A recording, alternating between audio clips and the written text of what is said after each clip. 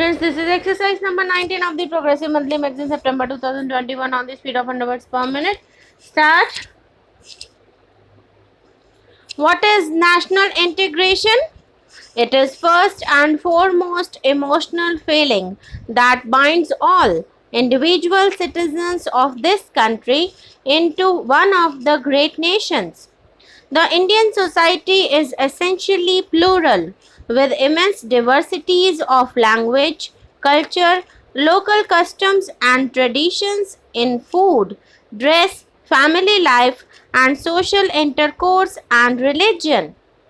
It is this immense diversity that often tempts people to regard India not as a country but as a continent or a miniature world, and makes Indian life a grand, variegated mosaic of peerless beauty. This is our great inheritance which few other countries can boast of, and we must do all we can to preserve its salient and beneficial features. But if we have to live and grow as a nation, we must make every citizen of this country realize the basic underlying unity in all this apparent diversity, and we must also strive to eliminate or reduce to the minimum the divisive forces of communalism, regionalism, and linguism that tend to disrupt or cloud this unity. National integration may be said to have been achieved when the positive and unifying forces reign supreme in national life and the negative and divisive trends are controlled, if not totally eliminated. This is our goal. It is in this direction that we have been moving throughout our long history. It is, in a way, a long and endless journey to a great destination. As with liberty, eternal vigilance is the price that we have to pay for national integration as well. The binding together of all citizens, in spite of all their diversities, into one nation has to be attempted in several directions. It is not a single strand, but a union of several strands which will determine the strength of the national fabric. National integration will, therefore, have to be positively sought through political, economic, and social development, through education, through a decentralized, just, and fair administration, and through the generation of confidence and a feeling of security among the minority groups. Each of these aspects deserves some examination. To begin with, national integration is a highly political issue. It is the responsibility of the political system to keep the country together and to provide the leadership for strengthening national integration in all walks of life. The Indian National Congress provided this essential cohesion for the last 90 years. This has been its great service to the people.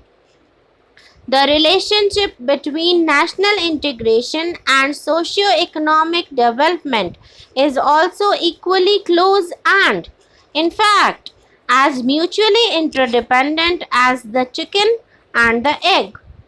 National integration, which is needed for the very survival of a nation, is a precondition for development, because India must live before India can grow.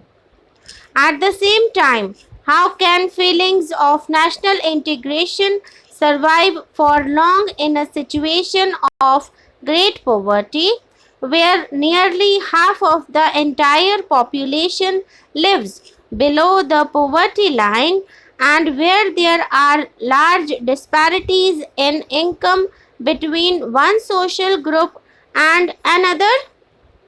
We must therefore strive our best to abolish at least the government in the organized industry and in the public sector corporations whose incomes and perquisites are well above the general economic level of the population.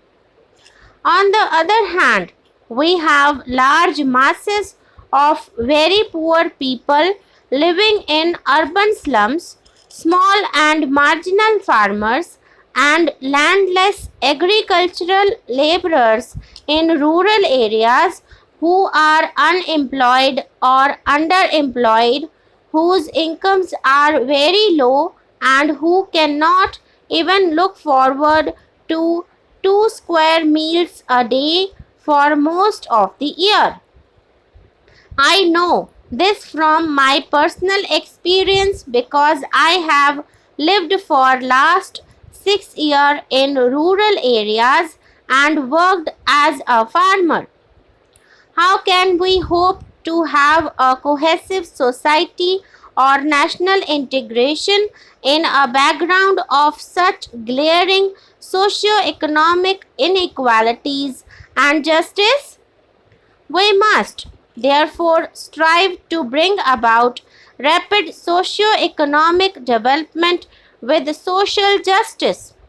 This will create a healthy and hopeful atmosphere in country and reduce the inevitable consequences which extreme disparities generate. Greater and more rapid socio-economic development will follow. It is this golden cycle we must try to establish. The creation of conditions in which every citizen may be effectively involved in the administrative processes is yet another aspect of national integration. We must endeavor to reorient the administration so that the services are democratized and made more responsive to the needs and aspirations of the common man. It is also necessary to ensure that the common man is assured justice and fair play in all matters which affect his daily life.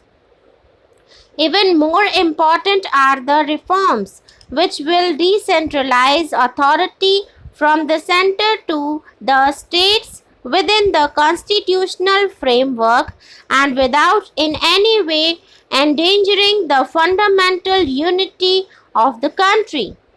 The center and the states are not big and small brothers, but joint partners in national development.